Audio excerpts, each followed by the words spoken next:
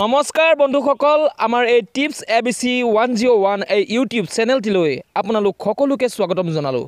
আমাৰ এই নতুন টিপছবোৰ পাবৰ বাবে আপোনালোকে আমাৰ চেনেলটোক সাবস্ক্ৰাইব কৰি ৰাখিব আৰু ওচৰত থকা বেল বুটামটো টিপিবলৈ নাপাহৰিব।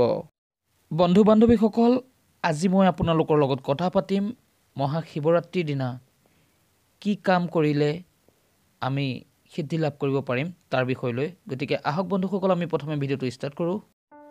বন্ধুসকল, এই মহাশিৱৰাত্ৰি হৈছে হিন্দুসকলৰ এক গুৰুত্বপূৰ্ণ উৎসৱ।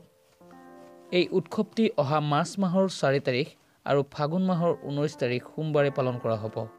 এই মহাশিৱৰাত্ৰি ফাগুন মাহৰ কৃষ্ণপক্ষৰ চতুৰ্দশী তিথিতে পালন কৰা হয়।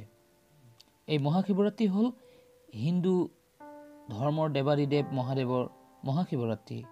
অন্ধকাৰ আৰু অজ্ঞাত দূৰ কৰিবৰ বাবে এই শিৱৰাত্ৰি ব্ৰত পালন কৰা হয়। এই উৎসৱত ভক্তসকলে শিৱৰ আৰতি পাঠ, উপবাস, যোগ ধ্যান আদি নিয়ম পালন কৰে আৰু কিছু ভক্তই উৰে ৰাতি সাৰে থাকি তেওঁৰ উপাসনা কৰে। আৰু এই মহাশিৱৰাত্ৰিৰ দিনা উপবাসে থকাটো ভক্তসকলৰ বাবে ভাল।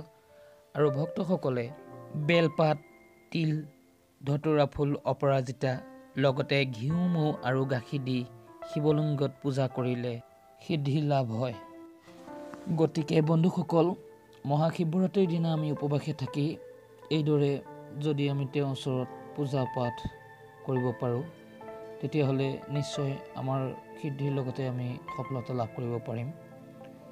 বন্ধুসকল, আজিলৈ ইমানখিনিকে কৈ মই মোৰ চেনেলৰ পৰা বিদায় লৈছোঁ। আপোনালোক সকলোলৈকে মোৰ ফালৰ পৰা আন্তৰিক ধন্যবাদ।